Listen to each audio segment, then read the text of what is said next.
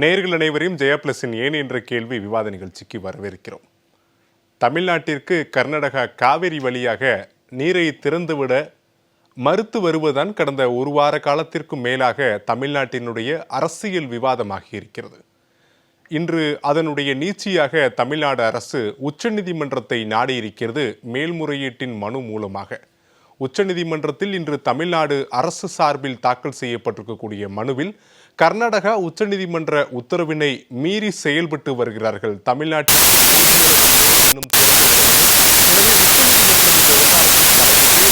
உத்தரவை கர்நாடகாவுக்கு பிறப்பிக்க வேண்டும் என மனுவில் கோரிக்கை வைத்திருக்கிறார்கள். ஆனால் தமிழ்நாடு அரசு நீரை பெறக்கூடிய விவகாரத்தில் உச்சநீதிமன்றத்தை நாடியிருக்கிறதே தவிர மேகதாது விவகாரத்தில் ஏன் எந்த ஒரு அம்சத்தையும் மனுவில் குறிப்பிடவில்லை என்ற கேள்விகளையும் எதிர்க்கட்சியை சார்ந்த பலரும் எழுப்பத் தொடங்கி இருக்கிறார்கள். அதற்கான காரணம் நேற்று கர்நாடகாவில் நடைபெற்ற அனைத்து கட்சி கூட்டம். கர்நாடகாவினுடைய முதலமைச்சர் DK சிவகுமார் தலைமையில் நேற்று நடைபெற்ற அனைத்து கட்சி கூட்டத்தில் மேகதாது திட்டம் கர்நாடக அரசால் தொடங்கப்படும் என்ற உறுதிமொழி கொடுக்கப்பட்டிருக்கிறது அனைத்து கட்சிகள் மட்டத்தில். இருப்பினும் இந்த விவகாரத்தை தமிழ்நாட்டினுடைய முதலமைச்சர் ஜோசப் விஜய் எப்படி எதிர்கொள்ளப் போகிறார், தமிழக அரசு எப்படி எதிர்கொள்ளப் போகிறது என்பதை ஒட்டியான தலைப்பை தான் ஜெயா பிளஸ் இன்று விவாதத்திற்கு எடுத்திருக்கிறது. மேகதாதுவில் அணை கட்ட கர்நாடக அரசு அனைத்து கட்சி கூட்டத்தில் முடிவு என்ன செய்ய போகிறார் முதலமைச்சரும் தமிழ்நாடு அரசும்? விருந்தினர்கள் பேசுவதற்காக பத்திரிகையாளர் திரு பிரியன் மற்றும் வழக்கறிஞர் திரு பாண்டியன் உங்கள் இருவரும் நிகழ்ச்சிக்கு வரவேற்கிறேன் சார். இவர்களோடு காங்கிரஸ் கட்சியிலிருந்து திரு இஸ்மாயில் உங்களின் நிகழ்ச்சிக்கு வரவேற்கிறேன். இணைய வழியில் இணைந்திருக்கக்கூடிய அரசியல் விமர்சகர் திரு நந்தகுமார் சார், நான் உங்களின் நிகழ்ச்சிக்கு வரவேற்கிறேன். பிரியன் சார், உங்ககிட்ட இருந்து தொடங்கலாம்னு நினைக்கிறேன். நீர் ஒரு பக்கம் கொடுக்கணுன்றது தமிழ்நாடு அரசினுடைய கோரிக்கைன்றதை தாண்டி உத்தரவை நிறைவேற்றுங்க அப்படின்ற அம்சத்தை அவங்க வலியுறுத்துறாங்க. இன்னொரு பக்கம் மேகதாது அணை திட்டம் தொடங்கப்படும் அப்படின்ற உறுதிமொழி நேற்று அனைத்து கட்சி கூட்டத்தில் கொடுக்கப்பட்டிருக்கு. இன்னும் அந்த விவகாரத்துக்குள் தமிழ்நாடு அரசு போக தயங்குறாங்களா? இப்போ வரைக்கும் நீரை பெற்றுவிட்டால் போதும் அப்படின்ற நிலைப்பாடு தான் இந்த மேல்முறையீட்டு மனுடைய சாராம்சமா? அப்படிதான் புரிஞ்சுக்கிறோமா? உங்க ஒரு மூத்த பத்திரிகையாளரை எப்படி அணுகுறீங்க இந்த விஷயத்தை? நீருக்கு தான் இப்போ முன்னுரிமை கொடுக்கணும். அதனால் நீர் ஏன்னா ஜூன் ஜூலையோட நமக்கு வர வேண்டிய அந்த சுப்ரீம் கோர்ட் ஜட்ஜ்மெண்ட் படி நமக்கு வர வேண்டிய அந்த நீர் வரல ஆக்சுவலாக. ஸோ கிட்டத்தட்ட 40 TMC வர வேண்டியிருக்கு. ஸோ அது வரல. ஸோ அதனால் அதற்கான முயற்சிகளை தான் இப்போ முதல்ல எடுக்கணும் நம்ம ஆக்சுவலாக. ஸோ அதுதான் இப்போது சுப்ரீம் கோர்ட்டில் இன்றைக்கி அதை தான் முன்னுரிமை கொடுத்து அவங்க போட்டிருக்கிறத நம்ம பார்க்குறோம் நம்ம. அதனால் அந்த பாயிண்ட் கரெக்ட் தான். ஆனால் என்னென்னா ஜூன் மாதம் ஜூலை மாதம்லாம் சும்மா இருந்துட்டு இப்போ போயிருக்காங்க. அப்போ ஜூன் மாதம் மாதம் என்ன பண்ணியிருந்தீங்க கவர்மெண்ட் வாஸ் டூயிங்? அப்போவே நீங்கள் கதவை தட்டி ஒழுங்காற்று குழு போய் பார்க்க சொல்லி ஏதாவது பண்ணியிருக்கணும்ல. இருக்கிற டேமில் இருக்கிற தண்ணியை ப்ரொபோர்ஷனேட்டாவது நீங்கள் விடுறதுக்கு ஏற்பாடு பண்ணணும்ல. நீங்கள் 3 TMC கொடுக்குறது பதிலாக 1 TMC கொடுத்தாலும் பரவாயில்லன்னு அந்த மாதிரி ஜூன் மாதம் போய் ஏன் பண்ணல? ஜூன் மாதம் கொடுக்காது ஜூலை மாதம் ஃபஸ்ட் வீக்கில் போய் கேஸ் போயிருக்கலாம்ல. இப்போ இந்த கவர்மெண்ட் அதில் ஆக்ஷன் எடுக்கலன்னு தான் தெரியுது ஆக்சுவலாக. ஆனால் அங்கே போனோம் இங்கே போனோம் லெட்டர் எழுதணும் அப்படின்னு சொல்லுவாங்க. பட் ஆனால் நடக்கலை. ஜூன் ஜூலை 2 மாதமும் நமக்கு தண்ணி வரலன்றது தான் முக்கியம். அதனால் இப்போது மழை பெஞ்சதுனால தண்ணி வருதுன்றது தான் முக்கியம். கர்நாடகாவை பொறுத்த மட்டும் அது காங்கிரஸோ பாஜகவோ அதை பற்றிலாம் கவலை இல்லை. தமிழ்நாட்டுக்கு தண்ணி எப்போ விடுவாங்கன்னா டேம் ரொம்பின அப்புறம் தான் விடுவானுங்க. அதில் எந்த விதமான இதுவும் மாற்றுக்கிறது அவங்களுக்குள்ளே கிடையாது. அந்த 2 கட்சிகளும் அதில் ஒற்றுமையாக இருப்பாங்க. கேட்டால் அது அவங்க மாநில இன்ட்ரெஸ்ட்டை பார்க்குறாங்கன்னுவாங்க. அது நம்ம மாநில இன்ட்ரெஸ்ட் நம்ம பார்க்க வேண்டியிருக்கு. நம்ம ஜூலை மாதமே கேஸ் போட்டிருக்கணும். கேஸ் போடாத மிஸ் பண்ணிட்டோம். இல்லை ஆணையத்தோட கதவை தட்டியிருக்கணும். ஏதாவது ஒன்று பண்ணியிருக்கணும், பண்ணலை. ஆகஸ்ட் மாதம் இப்போ பண்ணுறாங்க, பார்க்கலாம். இப்போது எல்லாம் முன்னுரிமை கொடுக்க வேண்டியது நீருக்கு தான். மேகதாதுவை பொறுத்த மட்டும் என்றைக்கு அந்த பாஜக மந்திரி சொன்னாரோ ஆற்றுக்கு கீழே இருக்கிற மாநிலங்களோட பர்மிஷன் தேவையில்லை மேகதாது கட்டுறதுக்கு அப்படின்னு பாஜக அமைச்சர் சொன்னாரோ அன்றைக்கே பாஜகவுடைய மைண்ட் செட் நமக்கு புரிஞ்சு போச்சு. ஆக்சுவலாக அவங்க கர்நாடகாவில் ஒரு பேர் ஓட்டு வாங்க விரும்புகிறாங்க. நாங்கள் மேகதாத்துக்கு நாங்கள் தான் கிளியர் பண்ணோன்ற மாதிரி. இவங்க காங்கிரஸுக்கும் ஓட் பேங்க் இன்ட்ரெஸ்ட் இருக்குது. 2 பேருக்குமே கர்நாடகாவில் ஆளுங்கட்சியாக வரவங்க. இங்கே தமிழ்நாடு மாதிரி கிடையாது. அதனால் காங்கிரஸும் மேகதாதை நாங்கள் கட்டியே தருவோம் இன்றைக்கி சிவகுமார் சொல்கிறக்காரில். அது மட்டும் இல்லை, மேகதாது தான் ஒரே தீர்வுன்றார். தமிழ்நாட்டுக்கு தண்ணி கொடுக்கறதுக்கு மேகதாது தீர்வுன்றார். அதுல கலந்துரையாடணுன்றார். அதுதான் ரொம்ப விஷமத்தனமான ஒரு விஷயம் சார். நான் எந்த பார்வையில் கேட்குறேன்னா, ஜூன் ஜூலை மாதத்திற்கு நீர் தரல கர்நாடகா. ஆகஸ்ட் மாதத்திற்கு 40 TMC நீரை தரணும் சுப்ரீம் கோர்ட் ஆர்டர் படி. இப்போ கர்நாடகாவில் மழைப்பொழிவு அதிகம் இருக்கு, உபரி நீர் தமிழ்நாட்டை நோக்கி வருது, இந்த விவகாரங்கள்லாம் சரி. ஆனால் இன்னும் வரக்கூடிய காலங்களில் இதே போன்ற சூழல் வந்தால் ஒவ்வொரு முறையும் டேம் நம்புறதுக்காக தமிழ்நாடு காத்திருக்க வேண்டுமா?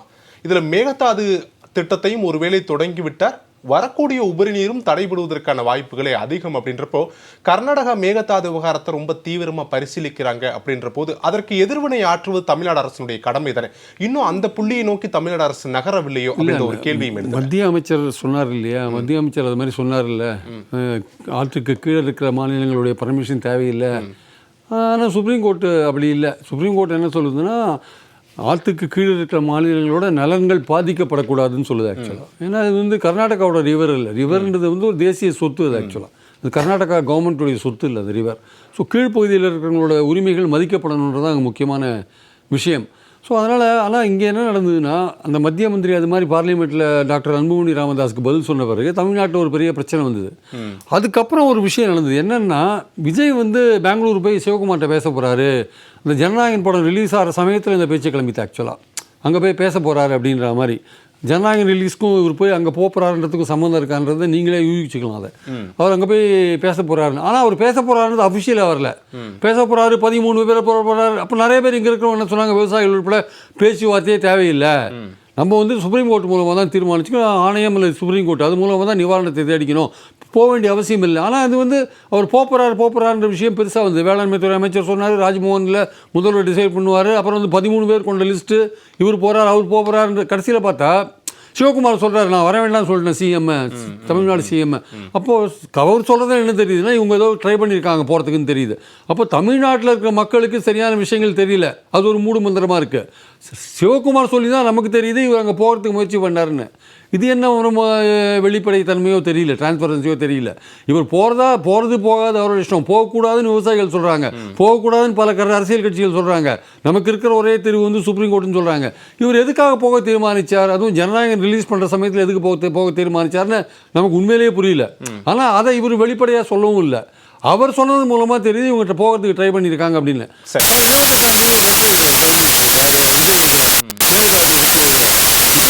பற்றி அது சுப்ரீம் கோர்ட்டில் இன்றைக்கி இல்லை, சுப்ரீம் கோர்ட்டில் அவங்க முயற்சி எடுக்கலாம். ஏன்னா ப்ராபபிளி வந்து இந்த திருத்தப்பட்ட டிபிஆர் வந்து இன்னும் அனுப்பலை கர்நாடகா. அது அனுப்பிச்ச பிறகு இவங்க ஒரு வேளை நடவடிக்கை எடுப்பாங்களே தெரியாது. இவங்களை பொறுத்த மட்டும் வந்து இன்னும் வந்து இந்த தாவேகா கவர்மெண்ட்டுக்கு வெளிப்படைத்தன்மை தேவை இந்த விஷயத்தில். இதில் வந்து நிர்மல்குமார் படுகேவலமான அரசியல் பண்ணுறாரு. ஆக்சுவலாக படுகேவலமான அரசியல் பண்ணுறாரு. அதாவது அரசியல் கேவலமான அரசியல் பண்ணுறாரு. அதாவது அது வந்து எப்படி சொல்கிறதுன்னு தெரியல, அது நான் பேச விரும்பலை ஃபர்தராக. அது மாதிரி பண்ணுறாரு. ஏன்னா இது வந்து ஒட்டுமொத்தமாக தமிழர்கள் ஒன்றுமையாக இருக்க வேண்டிய ஒரு விஷயம். இந்த இடத்துல வந்து நீங்கள் வெளிப்படைத்தன்மையோடு நீங்கள் நடந்துக்கல தாவேகா கவர்மெண்ட்டு. நீங்கள் போகிறீங்களா இல்லையானே எங்களுக்கு தெரியாது. இன்னொரு மாநில முதலமைச்சர் வந்து உங்கள் விஷயத்தை வேண்டாம்னு சொல்கிறார். இல்லை பிரியன் சார், ஒரு 2 மாநிலங்களுக்கு நடுவில் பேச்சுவார்த்தை நடத்த போகிறதுக்கு முன்னாடி அதற்கான ஆலோசனைகள் நடந்திருக்கலாம். ஆனா அபிஷியலா சந்திக்கிறாங்கன்னு முடிவானதானே அரசு தரப்புல அபிஷியலா சொல்லுவாங்க. அபிஷியலா கால அவகாசம் அப்படி கொடுக்கல. இல்ல அபிஷியலா சந்திக்கிறதுக்கெல்லாம் ஏற்பாடெல்லாம் பண்ண பிறந்தானே நீங்க வர வேண்டாம்னு சொல்றாரு. அப்ப இங்க ஒரு ஏற்பாடு பண்ணிருக்கீங்கல்ல, ஒரு முக்கியமான விஷயத்துல வாட் இஸ் கோயிங் ஆன் கவர்மெண்ட்ல தெரிய வேண்டாமா? எதுவுமே தெரியாத சொல்லாமல் இருந்தீங்கன்னா என்ன அர்த்தம்? ஆக்சுவலாக பேசலாம். அதனால வந்து இந்த விஷயத்தில் வந்து அரசியல் பண்ண வேண்டாம். தாவேகா வந்து நிர்வாகத்துக்கு புதுசாக இருக்காங்க, பட் அரசியல் பண்ணுறதுல வந்து ரொம்ப கிளேடியாக இருக்காங்க பல விஷயங்கள்ல. சரி, அந்த புள்ளியிலிருந்தே போகலாம். திரு இஸ்மாயில், திரு பிரியன் சொல்லக்கூடிய பாயிண்ட்ல இருந்து தாவேகா இந்த மேகதாதோ இல்லை காவிரி விவகாரத்தையோ அரசியல் பண்ணுறாங்களா? அப்படிதான் நகர்வும் இருக்கா? அப்படி எடுத்துக்கிற முடியாது சார். அதாவது தமிழ்நாட்டினுடைய அரசியல் மாற்றத்தில் இந்த புதிய ஆட்சி அமையப்பெற்றதில் மிகப்பெரிய ஒரு மாற்றம் வேணும் அப்படின்னு சொல்லி மக்கள் முடிவெடுத்து ஜோசப் விஜய் தலைமையில் ஒரு மாற்று அரசு, புதிய அரசு, அரசியலுக்கே புதிதாக வந்த ஒரு கட்சி ஆட்சி அமைச்சிருக்கு. இவங்களுடைய அனுபவங்கள், இவங்களுடைய செயல்பாடுகள்லாம் பார்த்தோம்னா அரசியல் கட்சி ரீதியாக பார்த்தோம்னா 2 வருஷம்தான், அரசு ரீதியாக பார்த்தா இந்த 2 மாதம்தான். பழந்திண்டு கொட்டை போட்ட டிஎம்கேயோ இல்லை ஏடிஎம்கேயோ இந்த மேகதாது இந்த பிரச்சனையோ காவிரி பிரச்சனையோ நிரந்தரமாக எங்கேயுமே தீர்க்கலை. ஒவ்வொரு வருஷமும் இதே மாதிரி தான் கோர்ட்டுக்கு போகிறது, திரும்ப பேச்சுவார்த்தை நடத்துறது, திரும்ப கோர்ட்டுக்கு போகிறது, அடுத்த அந்த பயிர் காலங்கள் அந்த நமக்கு தேவையான காலங்கள் வரும்போது முறையிடுறது தான் நடந்துக்கிட்டு இருக்கு. இந்த தடவை இதுக்கு வந்து சுமூகமான தீர்வு வரும்னு நான் நம்புகிறேன். காரணம் என்ன அப்படின்னு கேட்டால், கர்நாடகாவில் தமிழ்நாட்டில் கூட்டணியில் இருக்கிறதும் காங்கிரஸ் தான். காங்கிரஸ் தான். நிச்சயம் இதுக்கு வந்து ஒரு முதல்வர் தலைமையில், இன்னும் சொல்ல போனோம்னா காங்கிரஸ் மத்திய தலைமையை அணுகி கர்நாடக அரசோடு பேச்சுவார்த்தை நடத்தி இதை சுமூகமாக வெற்றி நடைபோட்டு கொண்டு போகக்கூடிய வேலைகளை காங்கிரஸ் கட்சி கூட்டணிங்கிற முறையில் கண்டிப்பாக நாங்கள் செயல்படுத்துவோம். இது ஒரு வரலாற்று சாதனையாகவும் இருக்கும். இல்லை இஸ்மாயில், இப்போ நீங்கள் சொல்லக்கூடியது நடக்கணும் அப்படின்னா 2 விஷயம் நடக்கணும். ஒன்று, மேகதாது திட்டம் கட்டப்படாது அப்படின்னு கர்நாடகா உறுதிமொழி கொடுக்கணும். இல்ல நீங்க கட்டிக்கங்கன்னு தமிழ்நாடு சம்மதம் தெரிவிக்கணும். மேகதாது கட்டுறதை விட முதல்ல இப்போதைக்கு நமக்கு தண்ணி தேவை. ஆக்சுவலா தண்ணியை திறந்து விடுறதுக்கு உண்டான உத்தரவை நம்ம கேட்கணும். அது அரசாணையில வர்றதுக்கு முன்னாடியே ஆண்டவன் ஆணையாலேயே தண்ணி திறந்து விட்டாங்க. அதாவது தண்ணின்னா மழை பெஞ்சு உபரி நீர்கள்லாம் வந்துக்கிட்டு இருக்கு. இதுக்கு பிறகு அரசாணைகள் வரும். எங்கள் கர்நாடக அரசாணைகள் கண்டிப்பாக அதனுடைய திறந்து விடுறதுக்கு வரும். இதனுடைய முட்டுக்கட்டையாக இருக்கக்கூடிய அந்த அணை திட்டத்தை கட்டுறதா கட்ட வேண்டாமா?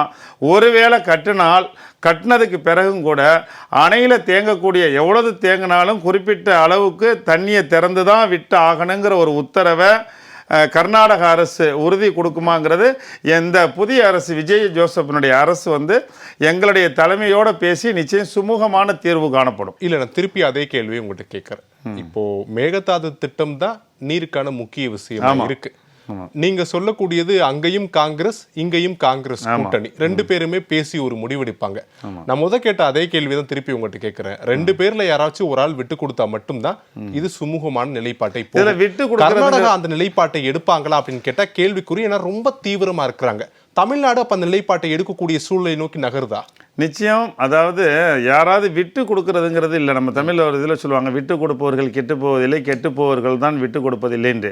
நிச்சயம் தமிழ்நாட்டினுடைய விவசாயிகளுடைய வாழ்வாதாரம் பாதிக்கப்படாமலும் இதனுடைய உற்பத்திகளும் இல்லை கொள்ளளவும் அதிகமாக பாய்ந்து வரக்கூடிய கர்நாடக விவசாயிகள் பாதிக்காத அளவிற்கு சுமூகமான தீர்வு எட்டுறதுக்கு இப்போதான் காரணமாக இருக்கு. என்ன காரணம்னா 1967 பிறகு இல்லை 1967 பிறகு என்ன கேட்கிறேன்னா சுமூகம்ன்ற ஒரு வார்த்தை இஸ்மாயில் பயன்படுத்துறல. அதுக்கான அர்த்தம் இல்ல. அதுக்கான அர்த்தம் என்னன்னா அதுதான் நான் சொல்லுவேன். 1967 பிறகு திராவிட கட்சிகள் இங்க ஆட்சி அமைச்சிருக்கு. சரி, காங்கிரஸ் அதுல பங்கு பெறல. காங்கிரஸ் ஆட்சி அமைக்கல. ஆனா தனிச்சு கர்நாடகாவில் ஆட்சி அமைச்சிருக்காங்க. தமிழ்நாட்டில் ஒரு கூட்டணி அரசாங்கத்தில் பங்கு பெற்று 2 அமைச்சர்களை பெற்று இந்த அரசினுடைய ஒரு பங்களிப்பாகவும் காங்கிரஸ் இருக்கு. அப்ப நம்மளுடைய உதாரணமா சொன்னோம்னா நம்மளுடைய பிரான்ச்சு தான் அங்கேயும் இருக்கு இங்கேயும் இருக்குதுங்கல நம்ம விட்டு கொடுத்து போறதுல ஒன்றும் தப்பு இல்லை. அதுக்குண்டான சுமூகமான முயற்சிகளை அந்த விட்டு யார் கொடுப்பா? தமிழ்நாடு கொடுக்குமா கர்நாடகா? இல்ல 2 பக்கமே கொடுப்போம். ஏன் நீங்க வந்து ஓவர் அதாவது அதிகமான விட்டு கொடுத்தல் யாருன்னு ஏன் நினைக்கிறீங்க? 50-50 விட்டு கொடுப்போம். என்ன நடக்கும்? ஏன்னா ஒரு புரிதல், இப்ப நேர்களுக்கு ஒரு புரிதல் வேணும் இல்லையா? 2 பேருமே பாதிக்கு பாதி விட்டு கொடுப்பாங்க. பாதிக்கு பாதினா எப்படி? அல்ல, இப்ப நம்ம தமிழ்நாட்டினுடைய விவசாயிகளுடைய தமிழ்நாடுடைய கட்சியினுடைய எல்லா கட்சிகளுடைய ஒட்டுமொத்த கோரிக்கையும் மேகதாது அணை கட்டக்கூடாதுங்கிறது ஒரு கோரிக்கை. கர்நாடகத்தை பொறுத்தவரையும் மேகதாது கட்டணும்னு ஒரு கோரிக்கை. ஒருவேளை கட்டுறதுல உறுதியா இருக்குது, சுப்ரீம் கோர்ட் அனுமதி கொடுத்துருச்சு, மத்திய அரசாங்கமும் அனுமதி கொடுத்தால் முக்கியமான பாயிண்ட், அதாவது நீங்க எவ்வளவு கட்டினாலும் அதுல உதாரணமா 100% தேங்கக்கூடிய தண்ணீர்ல நீங்க வந்து கொள்ளளவை எட்டுனதுக்கு பிறகுதான் திறந்து விடணும்னு இல்ல. அதுல எவ்வளவு இருக்கோ அதுல அந்த பெர்சன்டேஜ் வாய்ஸ் நீங்க திறந்து விடணுங்கிற ஒரு அடிப்படை ஒப்பந்தம். பாண்டியன் இஸ்மாயில் கேட்ட அதே புள்ளியிலிருந்து நான் உங்ககிட்ட கேள்வியை நகர்த்துறேன். காங்கிரஸ் கர்நாடகாவில் நேரடி ஆட்சி, தமிழ்நாட்டில் கூட்டணி ஆட்சி, 2மே காங்கிரஸ் தான். தமிழ்நாட்டில் 60 ஆண்டு கால திராவிட அரசுகளில் காங்கிரஸ் ஆட்சியில் இல்லை, கூட்டணியில் இருந்திருக்காங்க, ஆட்சி பொறுப்புகளில் இல்லை. எனவே இப்போ தாவேக ஆட்சியில் இந்த காவிரி மேகதாது விவகாரங்களில் ஒரு சுமூகமான நிலைப்பாடு எடுக்கப்படும், ஒரு முடிவை நோக்கி நகர்வோம்ன்றாங்க. அதை எடுத்துக்கலாமா? அது சரிதானா? ஏன்னா நானே பல கேள்விகள் முன்வைத்து அது எப்படி சந்தேகங்களை எழுப்ப முடியுமே அப்படின்னு சொல்லி பாண்டியனுடைய பார்வையில் அது எப்படி இருக்கு? அவர் சொல்றதுக்கு பதில் சொல்லணும். மக்களுக்காக ஒன்று மட்டும் சொல்லிடுறேன்.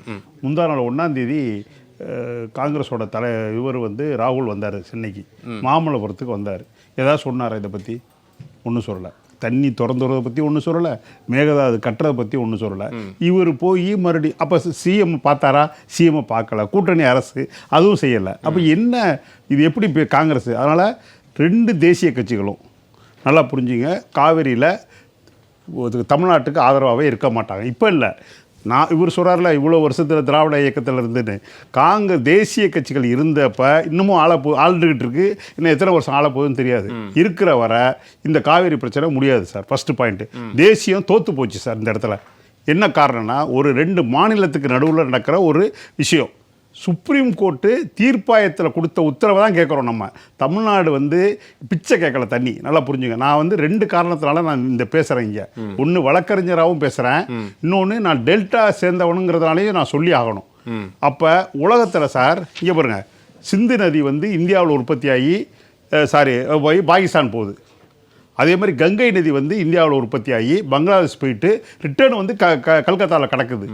எங்கேயுமே பிரச்சனை கிடையாது. இங்கே என்ன தீர்வு அப்படின்னு கேட்டிங்கன்னா பக்ரானங்கள் அந்த திட்டம் தான் நமக்கு. அங்கே வாரியத்துக்கு இது வந்து வாரியம் அமைச்சு வாரியத்திட்ட தான் சாவி இருக்குது, எல்லா டேமோட சாவி. அங்கே பல ஸ்டேட்டுக்கு இந்தியாவுக்குள்ளே, நான் சொல்வது வேறு ஏதோ சொல்லலை, இந்தியாவுக்குள்ளே உள்ள அந்த விஷயத்தை தீர்ப்பாயத்தில் கொடுத்த விஷயத்தை வாரியம் கொடுத்ததை ஆணையம் அமைச்சது பிஜேபியோடைய ஒன்றிய அரசு. அப்போ ஒரு ஸ்கீம்ங்கிற ஒரு பிரச்சனை பெருசாக இருந்துச்சு அந்த விஷயம். அதில் கடைசியில் தீர்வு என்னடான்னா வாரியம், அது அதிகாரமுள்ள வாரியம் அமைக்காமல் ஆணையம் அமைச்சதான் தப்பு. அப்போ ஒழுங்காற்றுக்குள்ளே கொடுக்குறதோ எதுவுமே கர்நாடகா கேட்காது. ஏன்னா அதுக்கு வந்து அதிகாரம் கிடையாது. அப்போ அந்த டேமை வந்து இது பண்ண முடியாது. இது மட்டும் இல்லாமல் 74 ஒட்டியே பார்த்தீங்கன்னா 3 அணை கட்டியிருக்காங்க பர்மிஷனே இல்லாமல். இது இப்போ மேகதாது ஏன் பர்மிஷன் இல்லாமல் கட்டுறதுக்கு வாய்ப்பு இருக்குது அப்படின்னாக்கா, மேகதாது என்ன அப்படிங்கிறது ஒரே செகண்டில் சொல்லிடுறேன். மேகதாதுங்கிறது இந்த 4 அணை, அது ஹேமா கபினி, இந்த அணைக்கு அதுக்கப்புறம் வர்ற தண்ணி. பில்லுக்குண்டுங்கிறது தமிழ்நாட்டில் இருக்கிற ஒரு இது, அங்கே தான் அளவு அளப்பாங்க. தமிழ்நாட்டுக்கு எவ்வளோ டிஎம்சி இருக்கிறது பில்லுக்குண்டில். இது 2க்கும் நடுவில் மழை பெய்கிற தண்ணி 80 டிஎம்சி வருஷத்துக்கு. அதில் 65 டிஎம்சி தடுக்கிறதா இந்த மேகதாது அணை. அதாவது அந்த 4 அணை போக மிச்சத்தையும் தடுத்துட்டாங்கன்னா இந்த 177 கொடுக்குறாங்க பாருங்கள் தீர்ப்பாயத்தில், அதில் 65 டிஎம்சியும் பிடிச்சிருவான். அதுதான் இது. பெங்களூர் சொல்கிறது 4-5 டிஎம்சி தான் தண்ணி, எது குடிநீர் இருக்குது, அது தனி. அந்த சப்ஜெக்ட் இது நமக்கு கிடையாது. அப்புறம் முக்கியமானது வந்து ரிப்பேரியன் ரைட்ஸ். அதாவது டெல்டா பகுதி உலகம் ஃபுல்லாக நியதி உலக வந்து சட்டமும் நதிநீர் சட்டமும் அதான், இந்தியாவிலையும் அதான். அது அடிப்படையில் தான் சுப்ரீம் கோர்ட் வந்து தீர்ப்பு கொடுத்தது, தீர்ப்பாயம் அமைச்சது. தீர்ப்பாயம் அமைக்கிறதுலையே 74க்கு அப்புறம் இன்னொன்று எல்லாரும் ஒரு தப்பான சொல்லிட்டு இருக்காங்க. 1024 வெள்ளக்காரன் காலத்தில் ஏற்பட்ட ஒப்பந்தம் சென்னை ராஜதானியத்துக்கும் மைசூர் இதுக்கும். அதுக்கப்புறம் 74 இந்த உபரி நீர் இல்ல பாண்டியன் சார், இல்ல ஒண்ணே சொல்லி கேளுங்க. உபரி நீர், அதாவது தண்ணி கூட வந்தாலோ அல்லது குறைச்சி வந்தாலோ இந்த டிஸ்ட்ரெஸ் வாட்டரை பிரித்து கொடுக்கறது மட்டும் மறுபரிசீலனை செய்யணும் தான் அந்த இது. சில பேர் ஒப்பந்தம் காலாவதி ஆயிடுச்சு திமுக காரணம், அதெல்லாம் கிடையாது. இப்போ கேளுங்க. இல்லை, இந்த விவரங்களை நம்ம பல நிகழ்வுகளில் இதே போன்ற நிகழ்ச்சியில் பேசியிருக்கோம். இப்போ பாண்டியனுடைய கருத்து எதை நோக்கி நகருதுன்னா, இப்போ ஆணையத்திலிருந்து வாரியத்துக்கு கட்டுப்பாடு போயிருச்சு அப்படின்னா தமிழ்நாட்டுக்கு பங்கு கொடுக்க வேண்டிய நீரை வந்து எந்த பிரச்சனையும் இருக்காது. கர்நாடகாவில் தண்ணியை திறந்து விடுற அதிகாரம் இருக்கக்கூடாது, அப்படிதானே சொல்றீங்க. ஆனால் என்னுடைய கேள்வி, கர்நாடகா இந்த விவகாரத்துல முன்வைக்கக்கூடிய விஷயமே எங்களுக்கே நீர் இல்லாத நீரை நாங்க எப்படி கொடுப்போம்ன்ற புள்ளியை நோக்கி தான் நகர்றாங்க.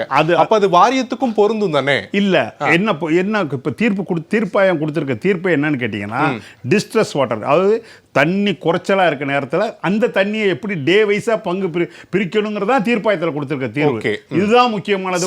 விவசாயம் தெரிஞ்சுக்கணும். அதாவது என்ன ஒன்றும் இல்லை சார், ஜூன் 1லேருந்து ஜூலை 19 வரை 9 டிஎம்சி வரணும், தண்ணி கொடுத்துருக்கணும், நமக்கு கொடுக்கல. அதனால தான் ஒழுங்காற்றுக்குழு என்ன சொல்லியிருக்கு, அதில் பாதினாச்சு கொடு அப்படின்னு சொல்லி 3500 கியூசஸ் கொடுக்க சொல்லி டே வச்சு 15 நாள் சொன்னது. அதுவே தப்பு.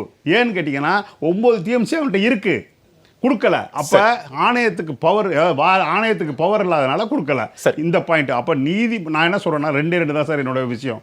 தேசியம் தோத்து போச்சு சார், நீதிமன்றம் ஃபெயிலியர் சார், சுப்ரீம் கோர்ட்டே ஃபெயிலியர். சரி, அப்ப சுப்ரீம் கோர்ட்டே ஃபெயிலியர்னா இந்த விவகாரத்தில் தாவேக அரசு மீண்டும் சுப்ரீம் கோர்ட்டை நோக்கி தான் நகர்றாங்க. அப்ப தீர்வு கிடைக்கும் எதிர்பார்க்கலாமா? இல்ல கிடைக்காது? 2 தான் சார். ஒன்று சட்ட போராட்டம் சார் நடந்துக்கிட்டே இருக்கணும் சார். அது வந்து லேட்டு சார் சொல்லிட்டாங்க அதுக்கு, அதனால் நான் அதில் போகல. சரி. இன்னொன்று, டெல்டா விவசாயிகள் எந்த அரசியல் கட்சி, திமுக, அண்ணா திமுக, தாவேக்கா எதையுமே நம்பாமல் எப்படி இதில் நினச்சி பார்த்தீங்களா டெல்லியில் அந்த மாதிரி ஒரு போராட்டத்தை நோக்கி நகரணும் அதுவும் எப்படின்னு கேட்டால் பொதுமக்களுக்கு தீங்கு விளைவிக்காமல் பொது சொத்துக்கு நஷ்டம் விளைவிக்காமல் போராடணும். சரி, அந்த போராட்ட வடிவத்தை விவசாயிகள் எடுக்கும் பட்சத்தில் தான் இந்த காவிரி பிரச்சனை தண்ணி வரும். மேகதாதான கட்ட மாட்டாங்க. மேகதான கட்டுறதுக்கு எந்த காலகட்டத்திலையும் நம்ம அனுமதி கொடுக்க முடியாது. நம்ம அனுமதி இல்லாமல் அவன் கட்ட முடியாது. அதை மீறி சார் சொன்ன மாதிரி மத்திய நீர்வள அமைச்சர் ஜல்சக்தி அமைச்சர் தப்பாக ஒரு விஷயத்த சொல்லியிருக்காரு. அது மிகப்பெரிய தப்பு. ஏன்னா சுப்ரீம் கோர்ட்டுக்கு தீர்ப்பாயத்துக்கு எதிரான கருத்து அது. அதை சொல்லக்கூடாது. சரி, நந்தகுமார் சார் உங்ககிட்ட அதே புள்ளியிலேருந்து வரேன். தமிழ்நாடு அரசினுடைய செயல்பாடுகள்லாம் இந்த காவிரி விவகாரத்திலேயோ மேகதாது விவகாரத்திலேயோ சரியான பாதையை நோக்கி தான் நகருதா? கட்டாயமா. இன்னைக்கு இப்போ பாண்டியன் சொன்னார், இது சட்டப்பூர்வமாக அணுகிறது வேஸ்ட்டுன்னு சொல்லிட்டு வேற எந்த வழியும் கிடையாதுங்க. இப்போ இவர் சொல்ற மாதிரி நம்ம இன்னைக்கு மாணவர்கள் போராட்டம் ஜந்தர் மந்தர்ல பண்ணின மாதிரியே அது தேசிய லெவல்ல உண்டான ஒரு பிரச்சனை. சரி, ஆனா இது இரு மாநிலங்களுக்கு உண்டான பிரச்சனை. இப்ப நம்ம இங்க போராடுற மாதிரியே அந்த விவசாயிகளும் அந்த மக்களும் போராடினாங்கன்னா என்ன பண்ணுவீங்க? இந்த ரெண்டு போராட்டத்துல எந்த போராட்டம் பெருசுன்னு எப்படி பார்த்து ஜட்ஜ்மெண்ட் கொடுப்பீங்க? அப்ப இதுக்காகத்தான் இன்னைக்கு இன்டர் ஸ்டேட் வாட்டர் டிஸ்பியூட் ஆக்ட்னு 1956 உண்டு பண்ணி ஈவன் எந்த விதமான ஹைகோர்ட் சுப்ரீம் கோர்ட்டு கூட இரு மாநிலங்களுக்கு உண்டான நதி பிரச்சனையில நதிநீர் பங்கீட்டு பிரச்சனையில சுப்ரீம் கோர்ட்டு கூட தலையிடக்கூடாதுங்கிறது தான் அந்த inter state water dispute act நமக்கு சொல்றது. அதனாலதான் 1900 general secretary Cauvery delta farmers welfare general association general secretary mister S அதற்கப்புறம் சுப்ரீம் கோர்ட்டு இந்த மாதிரி தீர்ப்பாயத்தை அமைங்க ட்ரிபியூனல் அமைங்கன்னு தான் ஆர்டர் போட முடியாது. அப்புறம் ட்ரிபியூனல் 1990 ஃபார்ம் பண்ணி 2007 நமக்கு அவங்க கொடுக்கறாங்க. அந்த ட்ரிபியூனல் ஜட்ஜ்மெண்ட்ல சில டிஸ்பியூட்ஸ் வரும்போது you can go back again to supreme court. அதுல 419 டிஎம்சி இருந்தது, நமக்கு 404.5 டிஎம்சி, அதாவது 14.25 டிஎம்சி குறைக்கப்பட்டது சுப்ரீம் கோர்ட்னால. காரணம் என்ன அன்னைக்கு சொன்னாங்கன்னா, இந்த 10 டிஎம்சி காவேரி டெல்டால இருக்கக்கூடிய நிலத்தடி நீரை நீங்க கன்சிடர் பண்ணல, அதை கொஞ்சம் எடுத்துக்குங்க. அதே மாதிரி இன்னைக்கு பெங்களூர் சிட்டி குளோபல் லெவல்ல வளர்ந்துகிட்டு இருக்கக்கூடிய ஒரு குளோபல் சிட்டியா மாறிக்கிட்டு இருக்கு. அதனால அந்த நகரத்துக்கு உண்டான குடிநீர் தேவைக்காக 4.25 டிஎம்சி ஒதுக்கீடு பண்ணினாங்க. அப்ப இன்னைக்கு நமக்கு கிடைக்கக்கூடிய இந்த 404.25 டிஎம்சில 177.25 காவேரி நமக்கு பிலிகுண்டுல இருந்து ரிலீஸ் பண்ணணும் ஒரு வருஷத்துக்கு. மீதி காவேரி தமிழ்நாட்டுக்குள்ளார வந்ததுக்கு அப்புறம் நம்மளுடைய கேட்ச்மெண்ட் ஏரியால பெய்யக்கூடிய மலைகள்ல இருந்து 227 டிஎம்சி நமக்கு கிடைக்குது. அப்படிதான் இந்த 404.25 டிஎம்சி நமக்கு எடுத்துக்கிட்டு இருக்கோம். அப்போ இன்னைக்கு இந்த தாவேகா அரசாங்கம் வந்ததுக்கு அப்புறம் அவங்க இந்த மாதிரி ஏன்னா இப்ப வாட்டர் இயர்னு இருக்கு, எப்படி அகாடமிக் இயரோ கேலண்டர் இயரோ நமக்கு காவேரி வாட்டர் இயர்ங்கிறது பாத்தீங்கன்னா ஜூன்ல இருந்து மே வரைக்கும். அப்ப ஜூன்ல 9.19 டிஎம்சி கொடுக்கணும், ஜூலைல சற்றேறக்குரிய 31.3 சம்திங் கொடுக்கணும். அப்ப உங்களுக்கு ஜூலை ஆகஸ்ட் சேர்த்துனீங்கன்னாவே ஒரு 46% வந்துடும் மொத்த வருடத்துல நமக்கு கொடுக்க வேண்டிய தண்ணி கர்நாடகா. அதுவும் இல்லாம பாத்தீங்கன்னாக்கா நீங்க ஜூலை ஆகஸ்ட் செப்டம்பர் இந்த 3 மாசத்தையும் எடுத்தீங்கன்னா சற்றேறக்குரிய 67.59%. இப்போ இதுக்கு சுப்ரீம் கோர்ட் தான் நமக்கு தீர்வுக. சிடபிள்யூஎம்ஏ பாத்தீங்கன்னா சிடபிள்யூடிடி ட்ரிபியூனல் கொடுத்த ஆணையை எக்ஸிக்யூட் பண்றதுக்கு 2 பாடி அமைக்கிறாங்க. ஒன்னு காவேரி வாட்டர் மேனேஜ்மெண்ட் அத்தாரிட்டி, மேலாண்மை அதிகாரம் இருக்கக்கூடியது. அடுத்தது ரெகுலேஷன் கமிட்டின்னு ஒண்ணு, அவங்க பாத்தீங்கன்னா நந்தகுமார் சார் ஏற்கனவே 2018 சுப்ரீம் கோர்ட் வழங்கிய தீர்ப்பின் அடிப்படையில் அமைக்கப்பட்டதா நீங்க சொல்லக்கூடிய காவிரி நீர் மேலாண்மை ஆணையமோ காவிரி நீர் ஒழுங்காற்று குழுவோ. ஆனால் ரெண்டுமே கர்நாடகாவுக்கு நீரை திறந்துவிட மறுத்ததற்கு பிறகுதான், அதாவது திறந்து விடுங்கன்னு சொல்லி கர்நாடகா மறுத்ததற்கு பிறகுதான் பேச்சுவார்த்தை அப்படின்ற ஒரு புள்ளியை நோக்கி தமிழ்நாடு அரசு நகர்ந்தது. இப்போ மீண்டும் நீதிமன்றம் அப்படின்ற ஒரு புள்ளியை நோக்கி நகர்வது இந்த விவகாரத்தில் ஒரு தீர்வை எட்டுமா? இல்லை நீண்ட கால மீண்டும் சட்ட போராட்டத்தை நோக்கி தான் தமிழ்நாடு நகரப் போகிறதா அப்படின்ற புள்ளியில தான் நான் உங்கள்கிட்ட கேள்வி எழுப்பினேன். அதேதான், நீங்க இந்த சட்டத்தின் மூலமா தான் இன்னைக்கு வந்து தீர்வு காண முடியுமே ஒழிய சத்தம் போட்டு தீர்வு காண முடியாது. இன்னைக்கு சட்டம் தான் நமக்கு வந்து கை கொடுக்கும். நமக்கு சட்டத்தின் அடிப்படையில தான் நமக்கு வந்து அனைத்து சாதகங்களும் தமிழ்நாட்டுக்கு இருக்கு. சரி. அப்ப சட்டப்பூர்வமா தான் வந்து பாத்தீங்கன்னாக்கா இன்னைக்கு தாவேகா அரசு வந்து ஸ்டெப் பை ஸ்டெப்பா போய்கிட்டு இருக்காங்க. காவேரி ஒழுங்காற்று குணைகிட்ட பண்ணிட்டு அவங்களுடைய மீட்டிங்ல வந்து இன்னைக்கு இருக்கக்கூடிய அளவுகள் எல்லாம் பார்த்துட்டு அவங்க இருக்கக்கூடிய டேம் நம்ம டேம் எல்லாத்தையும் மெஷர்மெண்ட் எடுத்து தான் ஆகஸ்ட் 29 15 நாளைக்கு நீங்க ஒரு நாளைக்கு 3500 கன அடி திறந்து விடணும்னு. இதுல வந்து இன்னைக்கு திமுக பண்றது வந்து ரொம்ப ரொம்ப மிகுந்த இப்ப மோசமான ஒரு அரசியல். என்னன்னா இன்னைக்கு பாருங்க, கர்நாடகால கூட பாரதிய ஜனதாவும் காங்கிரசும் ஒரே நேர்கோட்டில் இருக்குது கர்நாடகத்தினுடைய மக்களுடைய உரிமைக்காக. ஆனா இங்க பாத்தீங்கன்னா இன்னைக்கு அவங்க வந்து விவசாயிகள் போராட்டம்னு திமுகவினுடைய போராட்டத்துல காவேரி உழவர்களுடைய பாதுகாப்பு பத்தி பேசாம அவங்களுடைய பிரச்சனைகளை பத்தி பேசாம விஜய் அவர்கள் தாவேக்கா பத்தி நீங்க என்னென்ன பண்ணிக்கிட்டு இருக்கீங்க, அந்த கூட்டத்தில் ஒரு நடிகைகளுடைய பேரெல்லாம் கோஷமா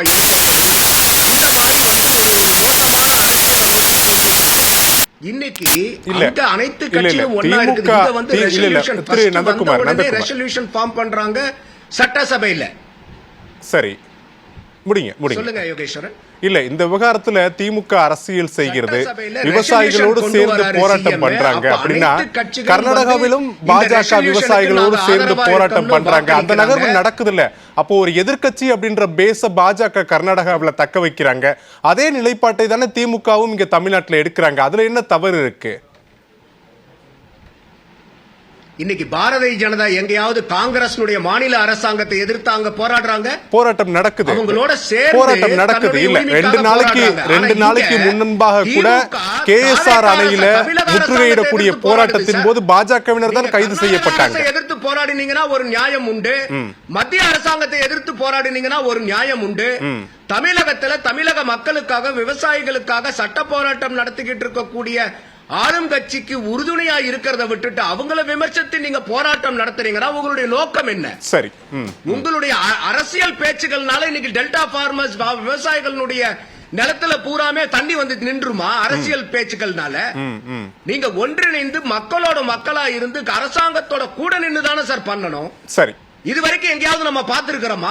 அப்ப இதெல்லாம் வந்து ஒரு நாகரிகமான அரசியலா? இதெல்லாம் உழவர் பெருமக்களை காப்பாத்துறதுக்கு உண்டான அரசியலா? இது சரி, நான் அந்த பாயிண்ட்ல உங்களுக்கு எங்க பொலிட்டிக்கல் ஸ்கோர் பண்ணணும்ங்கற ஒரு இதே இல்லையா? சரி, ஓகே நந்தகுமார். திரு பிரியன், 76 வருஷ கட்சி சார் நீங்க. வேற யாரோ நேத்து கட்சி ஆரம்பிச்சவர் இன்னைக்கு பண்ணுனாங்கன்னா பரவாயில்ல. இப்ப வந்து நான் ஒரு பிரேக் பாருங்க, தேசிய முற்போக்கு திராவிட கழகத்தில் இருக்கக்கூடிய அவர் போய் அங்க ஒகேனக்கல்ல போராட்டிட்டு அவரு சொல்றாரு பாருங்க, கோட் ஷூட் போட்டா நானும் கூட தான் அழகா இருப்பேன்னு.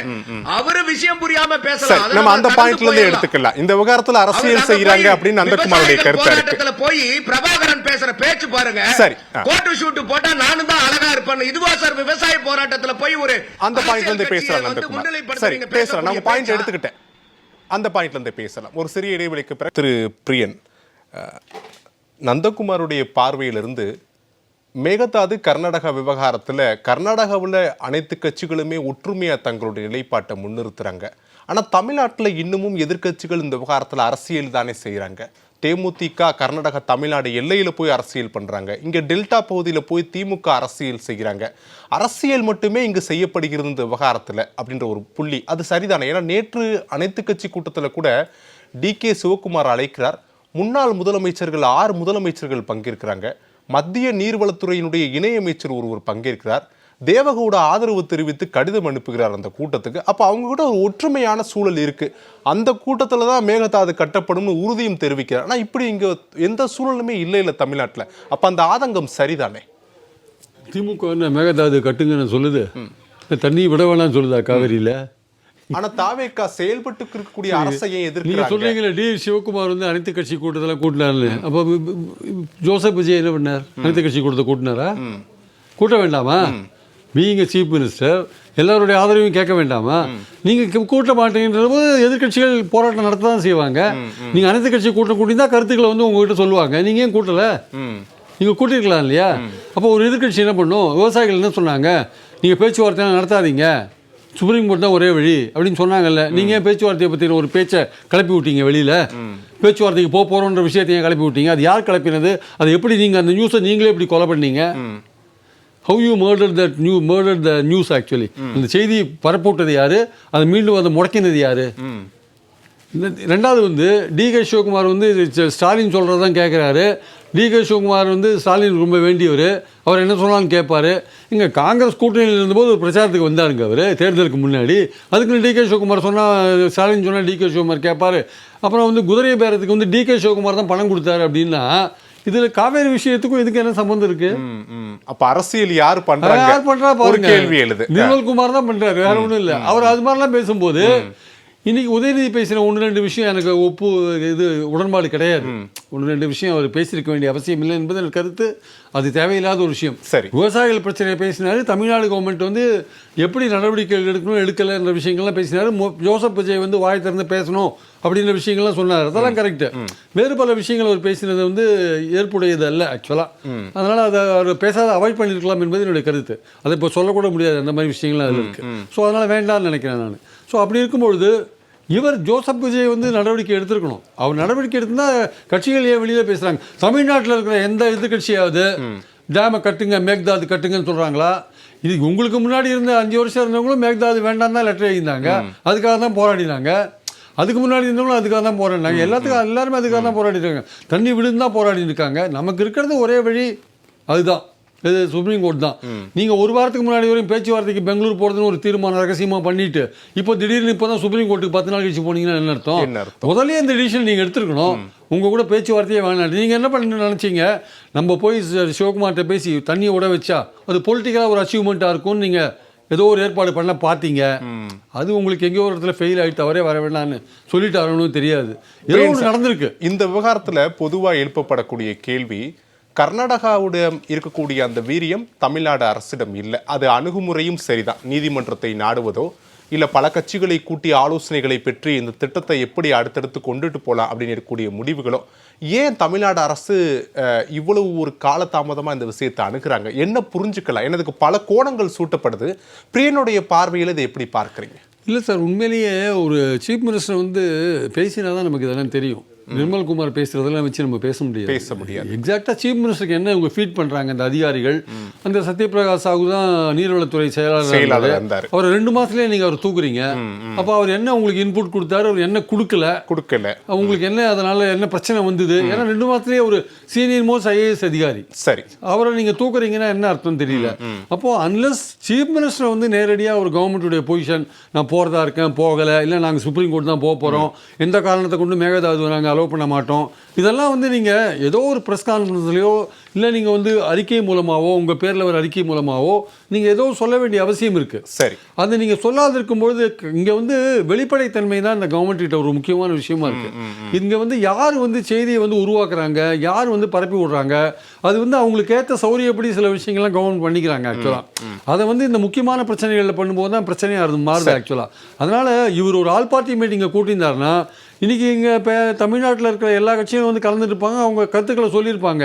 எது உங்களுக்கு அதில் சிறந்த கருத்தோ நீங்கள் அதை எடுத்து நீங்கள் செயல்படலாம். பெரும்பாலான கட்சிகள் என்ன நினைக்குதுன்னா, பேச்சுவார்த்தை தேவையில்லை, நம்ம வந்து நேராக போய் சுப்ரீம் கோர்ட் பெட்டர்னு எல்லா கட்சிகளும் விவசாயிகள் முதற்கொண்டு அதான் சொல்கிறாங்க.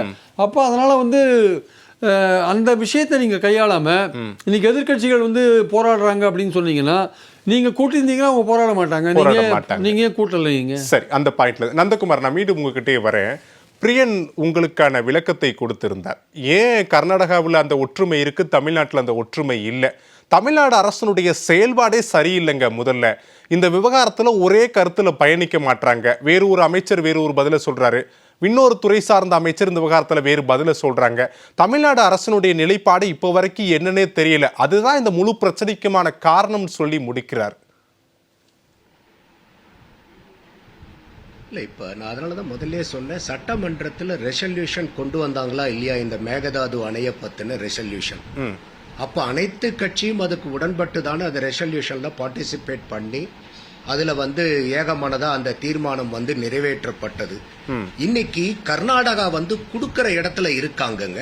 ஏன்னா அவங்க மேலதான் வந்து இன்னைக்கு CWMA ஆர்டர், நீங்க குடுங்க தமிழ்நாட்டுக்குன்னு. அப்போ அவங்க கொடுக்க முடியாதுன்னு சொல்றதுக்காக ஏதாவது வந்து ஒரு ஸ்ட்ராட்டஜிக்கலா பண்ணணுங்கிறதுக்காக நாங்க அனைத்து கட்சி மீட்டிங் அது இதுன்னு போட வேண்டிய கட்டாயம் வருது அவங்களுக்கு. இல்ல நந்தகுமார் சார், இல்ல நந்தகுமார் சார், இல்ல நந்தகுமார், சின்ன குறுக்கீடு தான் உங்களுக்கான நேரத்தை நான் கொடுக்கிறேன், பேச விடுங்க, நேரத்தை கொடுக்கிறேன். இல்ல ஒரே ஒரு சின்ன குறுக்கீடு புரியணும், நான் பதிலையும் கேட்கிறேன் உங்ககிட்ட, நான் உங்ககிட்ட பதிலையும் கேட்கிறேன். இப்ப கர்நாடகா 2 அனைத்து கட்சி கூட்டத்தை கூட்டினாங்க. அதுல ஒரு அனைத்து கட்சி கூட்டம் 3500 கண்ணாடி நீரை திறந்து விடுங்கன்னு சொன்னதுக்கான அனைத்து கட்சி கூட்டம். இந்த விவகாரத்தில் தமிழ்நாடு மேகதாது விவகாரத்தில் சட்டமன்றத்தில் தீர்மானம் நிறைவேற்றப்பட்டது, விவாதம் நடத்தப்பட்டது, அதெல்லாம் நாங்கள் ஏற்றுக்கிறோம். ஆனால் நீரை கர்நாடகா கொடுக்கலையே, அதுக்கு ஒரு அனைத்து கட்சி கூட்டத்தை கூட்டுங்க, நம்ம எல்லாம் பேசலாம் தானே கேட்குறாங்க. அப்போ அவர்களுடைய எதிர்பார்ப்பும் நியாயம் தானே நந்தகுமார்? இல்லைங்க, அதனாலதான் நான் சொல்றேன், இது வந்து நம்ம இங்க அனைத்து கட்சி மீட்டிங் போட்டாலும் நமக்கு வந்து இன்னைக்கு சட்டம் தான் நமக்கு வந்து ஒரே வடிகால். அதனாலதான் வந்து இவங்க அப்பீல் பண்ணி CWRC வந்து எல்லாத்தையும் அனலைஸ் பண்ணிட்டு அடுத்த 15 நாளைக்கு நீங்க 3500 கியூபிக் செக்ஸ் விடுங்கன்றாங்க.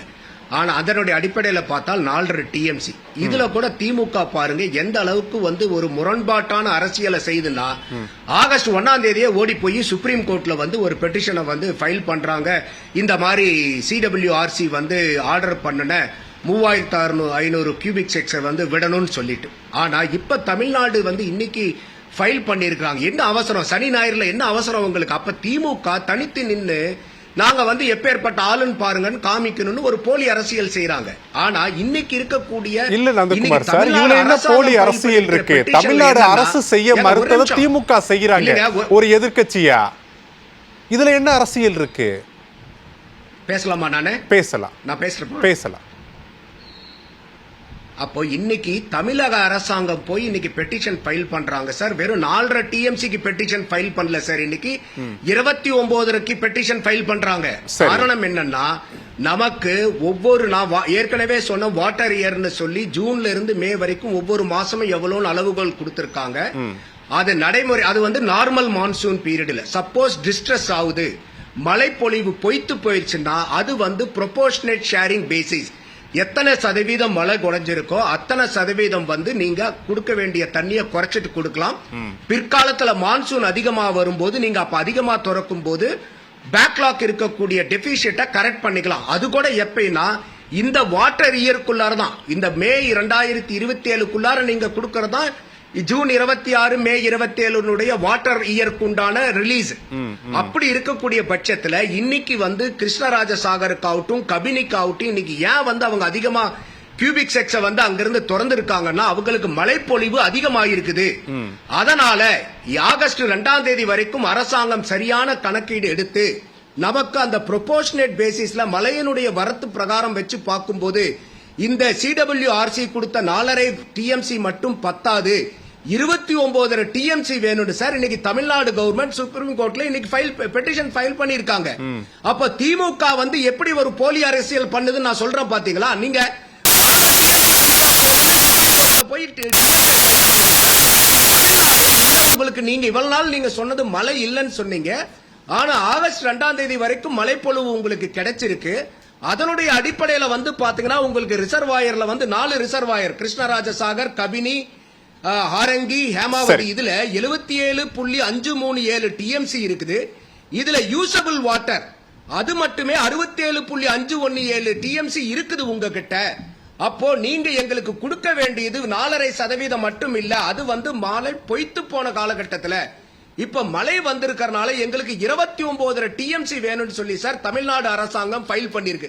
நீங்க யோசிச்சு பாருங்க, நீங்க ஒரு சுப்ரீம் கோர்ட் நீதிபதியா இருக்கீங்கன்னு வச்சுக்கோங்க, என்னடா இது உங்க மாநிலத்திலிருந்து அரசாங்கம் 29 TMC கேட்டு வராங்க, பிரின்சிபல் எதிர்க்கட்சியா இருக்கக்கூடிய திமுக வந்து 4.5 TMC நீங்க சொன்னதை விடுங்கன்றாங்கன்னா, அப்ப திமுக இன்னைக்கு யாருடைய நலனுக்காக இந்த சுப்ரீம் கோர்ட்ல பெட்டிஷன் ஃபைல் பண்ணிருக்காங்கங்கிற இந்த அரசியல் சார்ந்த கேள்வி வருமா வராதா? நீங்க சொல்லுங்க யோகேஸ்வரன். சரி, புரியுது. நான் அந்த பாயிண்ட்ல இருந்து இந்த இடத்துல இன்னைக்கு தமிழக விவசாயிகளுடைய உரிமையும் தமிழக மாநிலத்தினுடைய உரிமையையும் காப்பாற்றத்துக்காக திமுக நடவடிக்கை எடுக்குது. உங்களுக்கு இன்னைக்கு அரசியல் நிர்பந்தம் அதிகமா இருக்குது திமுகக்கு. அப்ப உடனே நாங்க தான் வந்து காவேரி வாட்டரனுடைய ஒட்டுமொத்த கஸ்டோடியன் சொல்லிட்டு நீங்க அவசரமா இன்னைக்கு போராட்டம் நடத்தி அதுலயும் பெரிய பிரச்சனையை ஏற்படுத்துறீங்க. நம்ம அந்த பாயிண்ட்ல இருந்து போலாம் நந்தகுமார். நான் வரேன் உங்ககிட்ட. நான் இறுதி சுற்றுக்கு வரேன் சொல்லுவாங்க. சரி. அதே மாதிரி ஆகஸ்ட் 1ஆம் தேதிக்கு போய் நீங்க பெட்டிஷனை வந்து நீங்க அவசரமா ஃபைல் பண்ண வேண்டிய கட்டாயம் என்ன இருக்கு? சரி. அப்ப நீங்க மக்கள் நான் பிரியன்ற நிறைவா வாங்க செய்யணும்ங்கிறது உங்க நோக்கமா? இல்ல டெல்டா காவேரி ஃபார்மர்ஸ்க்கு தீங்கு விளைவிக்குங்கிறது திமுகவுடைய எண்ணமாங்கிறதா நம்மளுடைய கேள்வி. சரி, வரேன். திரு பிரியன், நந்தகுமாருடைய பாயிண்ட் கவனிச்சிருப்பீங்க. நந்தகுமார் சொல்லக்கூடியதும் ஒரு வகையில் நியாயம் அதனை இருக்கு. ஒரு அரசுக்கு என்ன செய்யணும்னு தெரியும், எப்படி செய்யணும், எப்படி கேட்டால் என்ன கிடைக்கும்ன்றது தெரியும். ஆனால் அதற்கு முன்பாக முந்திக்கொண்டு உச்சநீதிமன்றம் போய் தேவையை விட ரொம்ப குறைவான டிஎம்சியை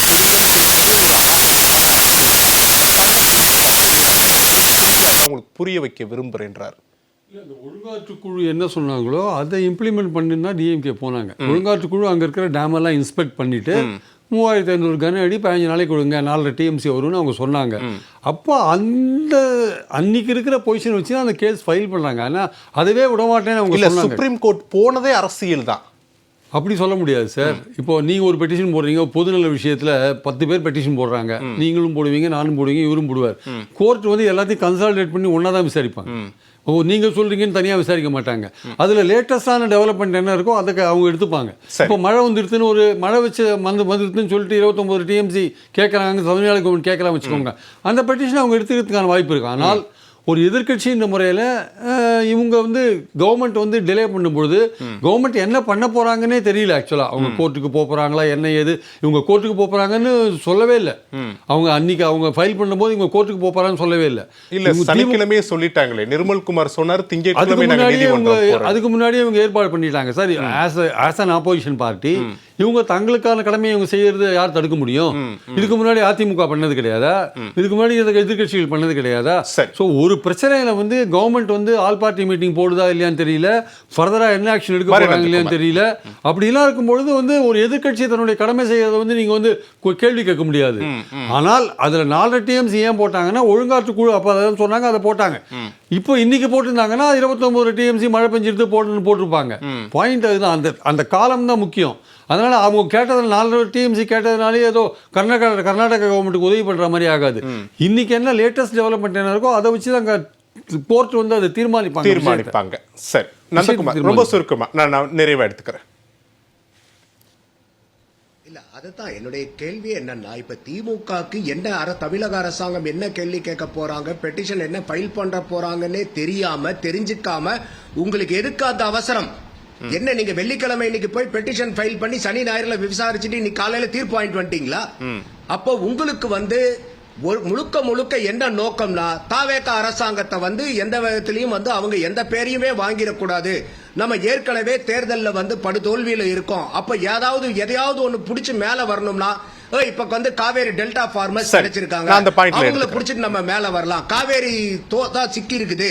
அப்போ எம்எல்ஏ ஒரே கேள்வி, என்ன பெட்டிஷன் போடணுங்கிறது கூட தெரியாம நீங்க வெள்ளிக்கிழமை ஏன் சார் போய் போடுறீங்க? அப்போ இன்னைக்கு அரசாங்கத்துக்கிட்ட தான் அதிகாரப்பூர்வமான தகவல்கள் எல்லாம் இருக்கும்.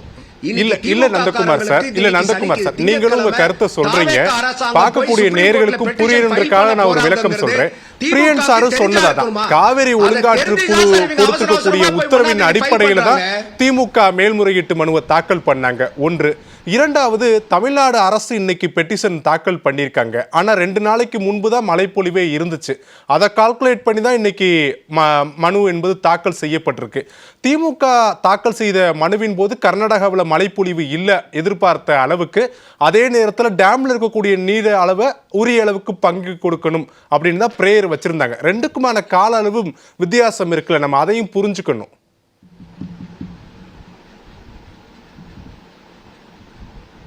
இல்ல யோகேஸ்வரன், நம்ம கேள்வியே வந்து அதுதான். இப்ப இன்னைக்கு திமுகக்கு வந்து இன்னைக்கு இப்ப தாவேக்கா திங்கக்கிழமை தமிழக அரசாங்கம் திங்கக்கிழமை வந்து சுப்ரீம் கோர்ட்ல பெட்டிஷன் ஃபைல் பண்ண போறாங்கிறது 100% தெரியும் அவங்களுக்கு தெரியும். அப்ப அதையும் தெரிஞ்சுக்கிட்டு நீங்க முண்டி அடிச்சுக்கிட்டு போய் வெள்ளிக்கிழமையே ஒரு சாதாரண ஒரு 4.5 டிஎம்சிக்காக நீங்க ஃபைல் பண்றீங்கன்னா உங்களுடைய நோக்கம் என்னங்கிறதா இங்க கேள்வி. உள்நோக்கம் இல்லாம நீங்க பண்ண முடியுமா? அப்ப நீங்க திங்கக்கிழமை வரைக்கும் கூட வெயிட் பண்ணுங்க. தாவேக்கா அரசாங்கம் என்ன ஃபைல் பண்றாங்கன்னு பாருங்க.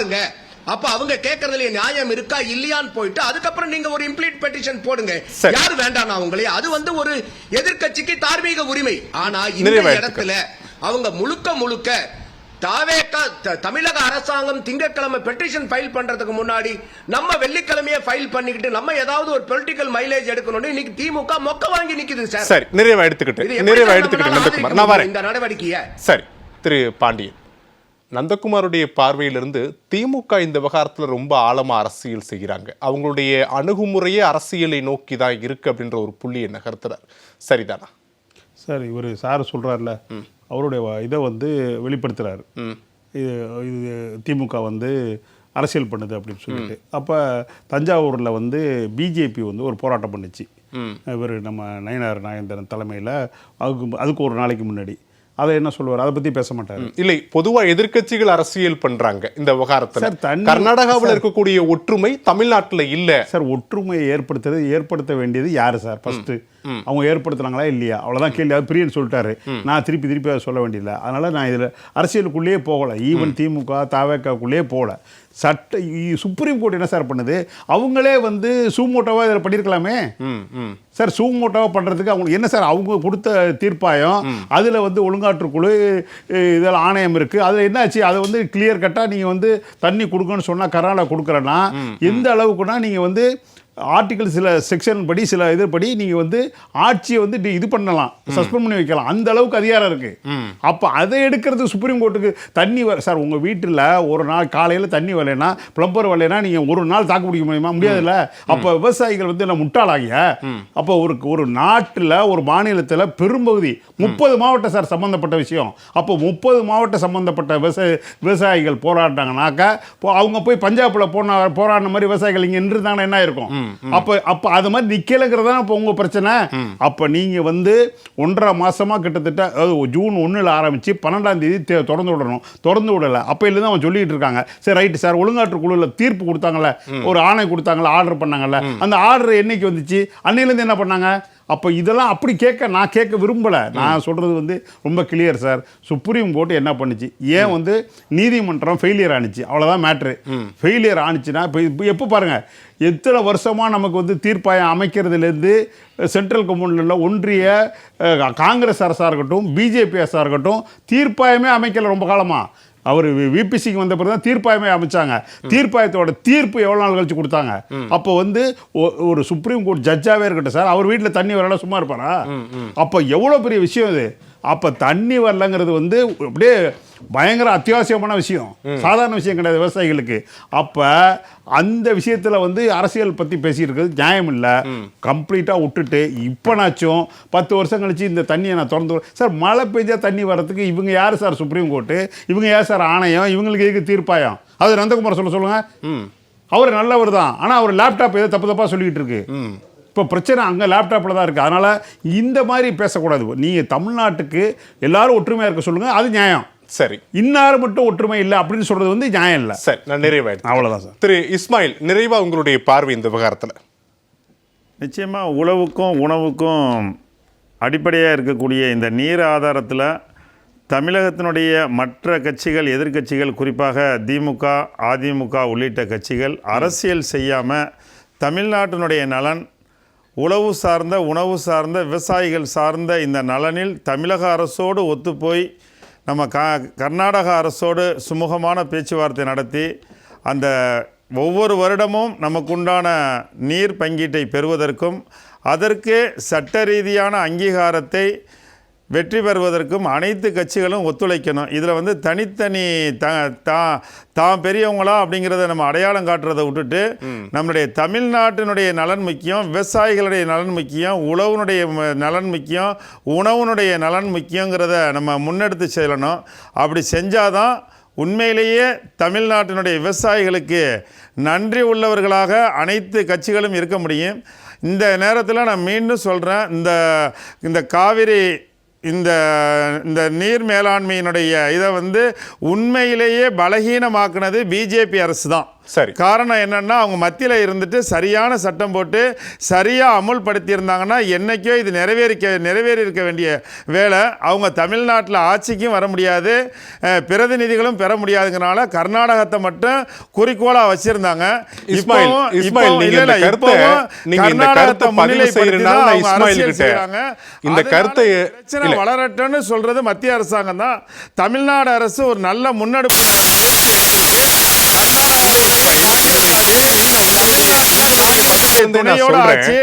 பாஜக இந்த விவகாரத்தில் அணுகுமுறை சரியில்லை அப்படின்னா 2014க்கு முன்பு வரை காங்கிரஸ் ஆட்சி தானே, தமிழ்நாட்டில் திமுக ஆட்சியும் இருந்தது தானே, அப்பெல்லாம் இந்த காவிரி விவகாரத்தில் என்ன செஞ்சாங்க? காங்கிரஸ் போராட்டங்கள், இதுக்கு பிறகு உள்ள மேல்முறையீடுகள் எல்லாத்தையுமே நம்ம வந்து சுப்ரீம் கோர்ட்டில் சொன்னோம்.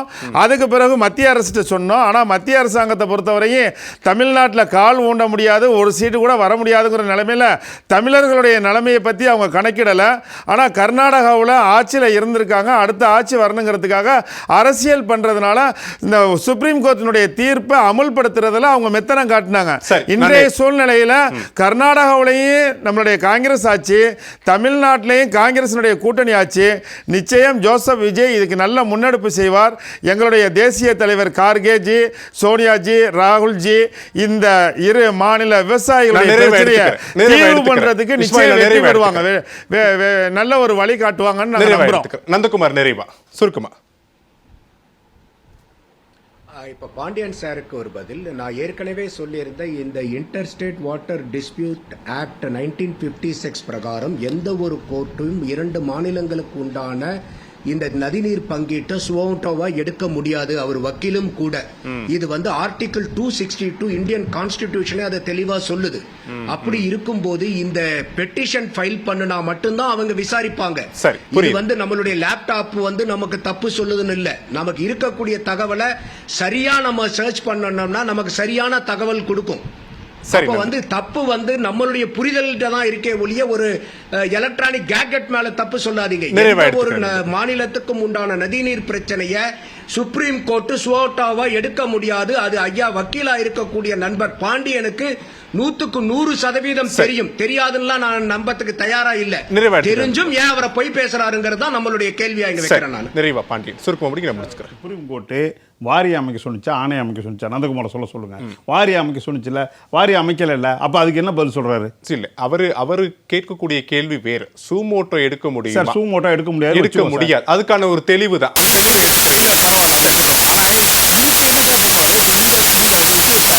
வாரிய அமைக்கல, ஆணை அமைக்கிறத பத்தி சொல்லணும்ல அவரு. அதை சொல்லுங்க. சரி, ஓகே, நான் நிறைவா எடுத்துக்கிறேன். மேகதாதுவில் அணை கட்ட கர்நாடக அனைத்து கட்சி கூட்டத்தில் முடிவு செய்யப்பட்டிருக்கிறது. என்ன செய்ய போகிறது தமிழ்நாடு அரசும் தமிழ்நாட்டினுடைய முதலமைச்சர் திரு ஜோசப் விஜயும்? இது குறித்து தான் 4 விருந்தினர்களோடு விவாதத்தை நகர்த்தியதும். நிகழ்ச்சியில் கலந்து கொண்ட விருந்தினர்கள் 4வருக்கும் நன்றி, நேயர்களுக்கும் நன்றி. நாளை மற்றும் ஒரு தலைப்பில் சந்திக்கலாம். நன்றி, வணக்கம்.